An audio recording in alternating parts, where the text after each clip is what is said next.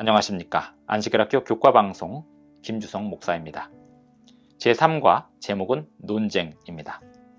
본문은 마가복음 2장과 3장입니다. 예수님께서 논쟁을 당하실 때마다 어떻게 대하셨는지 마가가 기록한 내용을 살펴봅니다. 7월 14일 일요일 교과 제목은 중풍병자를 고치심입니다. 마가복음 2장 1절부터 12절까지 보면 중풍병자가 예수님께 인도되어 왔습니다. 그가 원한 것은 무엇이었고 그가 무엇을 받았는지 찾을 수 있습니다. 그 사람은 중풍병자였기에 자기 스스로 예수님께 나올 수 없었습니다. 그의 친구들 4명이 그를 예수님께 데려왔습니다. 집 앞에 모인 군중들 때문에 예수님이 계신 그 집을 직접 들어갈 수 없게 되었고, 친구들 4명은 예수님이 계신 그 집의 지붕으로 올라가 지붕을 뜯고 중풍병자가 누운 상을 예수님께 직접 달아내렸습니다. 마가복음 2장 5절을 보면 예수님께서 그 친구들의 믿음을 보셨다고 했습니다. 사랑과 마찬가지로 그들의 믿음은 행동으로 나타났습니다. 친구들의 집념을 분명히 보여주었습니다. 그 중풍병자의 필요는 겉으로 볼 때는 신체적인 회복이었습니다. 하지만 그 사람이 예수님 앞에 도달했을 때 예수님께서 그에게 언급하신 첫 말씀은 죄 용서함이었습니다. 이 장면에서 그 중풍병자의 말은 한마디도 없습니다. 대신에 예수님의 말씀에 반대하는 종교 지도자들이 속으로 한 생각은 성경에 기록되었습니다. 그 종교 지도자들은 생각하기를 예수님의 말씀이 신성모독이고 하나님을 모욕하는 거라고 여겼습니다. 하나님만이 가지신 권한을 감히 행사하려 한다고 생각했습니다. 예수님은 작은 것에서 큰 것으로 발전하는 방식의 논리 구조로 랍비들이 사용하는 전형적인 논증 방식을 쓰셔서 그 적대적인 자들의 눈높이에 맞추어 설명하셨습니다. 그 중풍병자의 죄가 용서함을 받았다고 말하는 것하고 그 중풍병자를 걸을 수 있게 하는 것은 각각 다른 문제입니다. 하지만 예수님께서 그 중풍병자를 걸을 수 있게 하실 권세가 있으시다면 그의 죄가 사함을 받았다고 하시는 예수님의 말씀은 받아들일 수 있습니다. 성경 미가 6장 6절로 8절을 보겠습니다. 예수님과 그 지도자들 사이에 있는 일들을 어떻게 설명할지 힌트가 있습니다. 미가 6장 6절로 8절을 보겠습니다. 내가 무엇을 가지고 여호와 앞에 나아가며 높으신 하나님께 경배할까? 내가 번제물로 1년 된 송아지를 가지고 그 앞에 나아갈까? 여호와께서 천천의 순양이나 만만의 강물 같은 기름을 기뻐하실까? 내 허물을 위하여 내 맏아들을 내 영혼의 죄로 말미암아 내 몸의 열매를 드릴까? 사람아, 주께서 선한 것이 무엇임을 내게 보이셨나니 여호와께서 내게 구하시는 것은 오직 정의를 행하며 인자를 사랑하며 겸손하게 내 하나님과 함께 행하는 것이 아니냐. 그 종교 지도자들은 뭐가 중요한지를 몰랐습니다. 공의와 자비 그리고 하나님과 함께 겸손하게 행하는 것이 중요했습니다. 하나님에 대한 자기들의 관념을 옹호하기 위해서 그들은 바로 그들의 눈앞에서 벌어지는 하나님의 역사에 대해 눈감아 버렸습니다. 예수님이 그들에게 보여주신 하나님께로부터 오신 증거들에도 불구하고 그들의 마음은 전혀 변하지 않았습니다. 예수님께서 그들의 속마음을 속속들이 아신다는 사실도 받아들이지 않을 뿐 아니라 중풍병자가 그들 눈앞에서 치료함을 받고 걸을 수 있게 될 만큼 부인할 수 없는 증거를 보면서도 그들은 눈감아 버렸습니다. 시대의 소망 270쪽의 글을 읽습니다. 예수께서 지상에서 죄를 용서하실 권세가 있다는 증거가 굳어갈수록 그들은 더욱 완강하게 불신에 빠져들게 하였다. 그들은 하나님의 아들을 침묵시키기 위한 새 술책을 모의하기 위해 병자가 말씀으로 회복되는 것을 보았던 베드로의 집에서 떠나갔다. 7월 15일 월요일 교과 제목은 레위를 부르심 그리고 금식 문제입니다. 마가복음 2장 13절로 22절을 보면 알페오의 아들 레위가 제자로 부름을 받습니다. 그런데 레위가 예수님의 제자로 부름받는 일을 비난하는 사람들이 있습니다. 그 이유가 무엇일까요? 레위 마태는 세관에 앉아 일하는 세리였습니다. 예수님 당시에 세리는 로마 정부를 위해 일하는 사람들이었습니다. 세리들은 유대 땅에 사는 유대인들의 반감을 샀습니다. 종교법에 관한 유대교 미시나에 보면 세리가 어느 집에 들어가면 그 집과 안에 있는 모든 것이 부정해진다고 하였습니다. 예수님이 마태의 집에 들어가 사람들과 음식 잡수실 때 바리새인과 서기관들이 못마땅하게 여기면서 말하기를 어찌하여 세리들과 죄인들과 함께 먹는가 하며 예수님을 비난했던 일은 미시나의 글을 볼 때 그리 놀랄 일도 아니었습니다. 그럼 예수님은 그런 비난을 어떻게 대하셨을까요? 예수님은 그들의 비난을 거부하지 않으시고 그들을 향해 말씀하시기를 건강한 자가 아니라 병든 자에게 의사가 필요하다고 하셨습니다. 그렇게 하심으로 예수님은 죄로 병든 영혼을 치료하는 영적 의사이심을 선언하셨습니다. 의사가 병든 자들 있는데 가는 것은 당연한 것입니다. 마가복음 2장 18절로 22절을 보면 새로운 주제가 나타납니다. 이 주제는 마가복음 2장 1절부터 3장 6절까지 나오는 5개의 논쟁 이야기 중에 중심에 있는 이야기입니다. 읽어보겠습니다. 요한의 제자들과 바리새인들이 금식하고 있는지라 사람들이 예수께 와서 말하되 요한의 제자들과 바리새인의 제자들은 금식하는데 어찌하여 당신의 제자들은 금식하지 아니하나이까? 예수께서 그들에게 이르시되 혼인집 손님들이 신랑과 함께 있을 때에 금식할 수 있느냐? 신랑과 함께 있을 동안에는 금식할 수 없느니라. 그러나 신랑을 빼앗길 날이 이르리니 그 날에는 금식할 것이니라. 생배 조각을 낡은 옷에 붙이는 자가 없나니 만일 그렇게 하면 기운 새 것이 낡은 그것을 당기어 헤어짐이 더하게 되느니라. 새 포도주를 낡은 가죽 부대에 넣는 자가 없나니 만일 그렇게 하면 새 포도주가 부대를 터뜨려 포도주와 부대를 버리게 되리라. 오직 새 포도주는 새 부대에 넣느니라 하시니라. 이 이야기의 앞에 나왔던 이야기는 레위 마태의 집에서 있던 잔치 이야기였는데 이번 이야기에서는 금식에 관한 질문에 초점이 맞춰지고 있습니다. 침례 요한의 제자들과 바리새인들은 금식을 하는데 왜 예수님의 제자들은 금식을 하지 않는가에 관한 질문이 주된 내용입니다. 예수님께서 이 땅에 임하신 것을 혼인잔치의 신랑으로 비유하시면서 예수님께서 답하셨습니다. 혼인잔치에서 손님들이 전부 금식하고 있다면 이것처럼 이상한 잔치도 없을 거라고 하셨습니다. 하지만 신랑을 빼앗길 날이 온다는 예언을 하시고 십자가를 암시하셨습니다. 그때 금식할 시간이 충분히 있을 것입니다. 예수님의 가르침과 당시 종교 지도자들의 가르침이 서로 맞지 않음을 보여주는 두 가지 예시가 있습니다. 생배 조각을 낡은 옷에 붙이면 낡은 옷이 헤어짐이 더함으로 어울리지 않는다는 것과 새 포도주를 낡은 가죽 부대에 넣을 수 없다는 것이었습니다. 얼마나 적절한 비유인지 모릅니다. 유대 지도자들의 가르침이 얼마나 낡은 것인지 보여주고 있습니다. 참된 종교라 할지라도 사람들이 주의하지 않으면 암울해질 수 있음을 보여줍니다. 실물교훈 280쪽의 글을 읽겠습니다. 자기 죄를 숨기지 아니하고 자기가 죄인임을 아는 자들, 곧 자기가 하나님 앞에서 영과 혼과 몸을 더럽히고 있다는 것을 아는 자들은 천국에서 영원히 끊어지지 않을까 하는 염려를 하게 된다. 그는 자기의 병적 상태를 깨닫고 내게 오는 자는 내가 결코 내어쫓지 아니하리라고 말씀하신 크신 의사에게 가서 고침을 받으려고 노력한다. 7월 16일 화요일 교과 제목은 안식일의 주인입니다. 마가복음 2장 23절, 24절을 보면 바리새인들이 예수님의 제자들을 비난하고 있습니다. 안식일을 어겼다고 주장합니다. 유대 전통에 의하면 안식일에 금기시되는 39가지 형태의 일이 있습니다. 바리새인들의 기준에 따르면 예수님의 제자들이 그 일을 안식일에 행함으로 안식일을 범하였다고 간주되었습니다. 마가복음 2장 23절로 28절을 읽어보면서 예수님이 받으신 비난에 대하여 어떻게 대하셨는지 살펴보겠습니다. 안식일에 예수께서 밀밭 사이로 지나가실새 그의 제자들이 길을 열며 이삭을 자르니 바리새인들이 예수께 말하되 보시오 저들이 어찌하여 안식일에 하지 못할 일을 하나이까. 예수께서 이르시되 다윗이 자기와 및 함께한 자들이 먹을 것이 없어 시장할 때에 한 일을 읽지 못하였느냐. 그가 아비아달 대제사장 때에 하나님의 전에 들어가서 제사장 외에는 먹어서는 안 되는 진설병을 먹고 함께한 자들에게도 주지 아니하였느냐. 또 이르시되 안식일이 사람을 위하여 있는 것이요 사람이 안식일을 위하여 있는 것이 아니니 이러므로 인자는 안식일에도 주인이니라. 예수님의 답변 속에는 다윗이 먹은 진설병에 관한 이야기가 담겨 있습니다. 진설병은 성전 안에 있다가 안식일에 교체되는 떡이었습니다. 다윗이 도망 중에 성전에 갔던 그날이 안식일이었을 겁니다. 다윗과 함께 동행한 자들이 그날 진설병을 받아먹고 허기진 배를 채운 일을 예시로 들면서 예수님은 제자들이 안식일에 이삭을 잘라 먹은 일이 안식일을 범한 것이 아님을 말씀하셨습니다. 더 나아가 예수님은 안식일이 사람의 유익을 위한 날이지 그 반대의 경우를 위한 날이 아님을 말씀하셨습니다.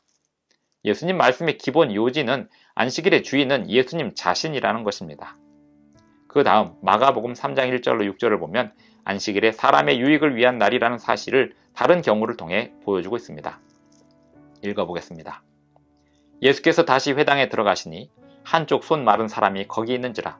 사람들이 예수를 고발하려 하여 안식일에 그 사람을 고치시는가 주시하고 있거늘 예수께서 손 마른 사람에게 이르시되 한가운데에 일어서라 하시고 그들에게 이르시되 안식일에 선을 행하는 것과 악을 행하는 것, 생명을 구하는 것과 죽이는 것 어느 것이 옳으냐 하시니 그들이 잠잠하거늘. 그들의 마음이 완악함을 탄식하사 노하심으로 그들을 둘러보시고 그 사람에게 이르시되 내 손을 내밀라 하시니 내밀매 그 손이 회복되었더라. 바리새인들이 나가서 곧 헤롯 땅과 함께 어떻게 하여 예수를 죽일까 의논하니라.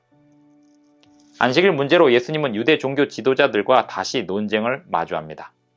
하지만 주목할 것은 이 논쟁이 안식일 자체에 대한 논쟁은 아니라는 겁니다. 종교 지도자들은 예수님이 안식일에 병을 고치시면 고발할 태세였습니다. 예수님은 이 상황을 피하지 않으셨습니다. 선을 행함과 악을 행함, 그리고 생명을 구원함과 죽이는 일 사이에 대조점을 분명히 하면서 예수님이 반문하셨는데 그 대답은 분명했습니다. 선을 행함과 생명을 구원하는 일은 안식일에 합당한 일이었습니다. 예수님은 안식일에 회당에서 만난 손 마른 사람을 고쳐주셨습니다. 이 일은 반대자들을 분노케 했습니다. 그리하여 즉시로 예수님을 어떻게 죽일까 의논을 시작했습니다. 이 이야기에서 보여주는 그들의 모순은 안식일을 어긴다고 정죄하며 예수님을 죽이려고 의논하는 그들이야말로 안식일을 범하고 있었다는 사실입니다. 오늘의 본문은 안식일이 어느 날이냐에 대한 논쟁이 아니라 안식일을 어떻게 지킬 것이냐에 대한 논쟁이었습니다. 7월 17일 수요일 교과 제목은 문학 구조상의 샌드위치 구조. 본문은 마가복음 3장 20절로 35절입니다.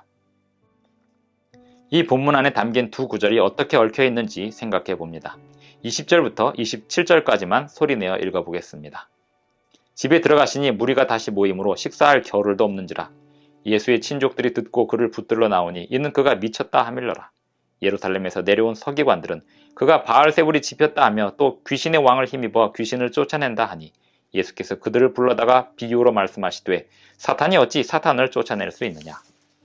또 만일 나라가 스스로 분쟁하면 그 나라가 설 수 없고 만일 집이 스스로 분쟁하면 그 집이 설 수 없고 만일 사탄이 자기를 거슬러 일어나 분쟁하면 설 수 없고 망하느니라. 사람이 먼저 강한 자를 결박하지 않고는 그 강한 자의 집에 들어가 세간을 강탈하지 못하리니 결박한 후에야 그 집을 강탈하리라. 이 본문은 마가복음에 나오는 샌드위치 구조의 이야기 중 첫 번째 사례입니다.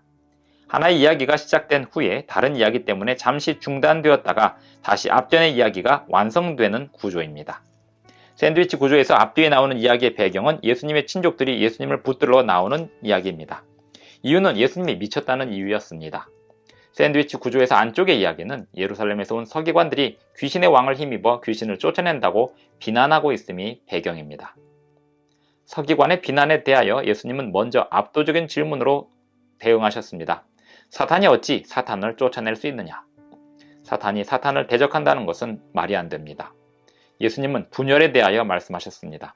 나라나 집이나 사탄이 분열하면 어떻게 되는지를 설명하시고 그렇게 분열하면 망할 수밖에 없다고 하셨습니다. 여기서 예수님은 국면을 전환하시고 말씀하시기를 누군가의 집을 강탈하려면 강한 자를 먼저 결박해야 한다고 말씀하셨습니다. 이 부분에서 예수님은 사탄의 집을 강탈하러 오셔서 어둠의 주관자를 결박하고 그 포로들을 구원하시는 장면을 보여주시고 있습니다.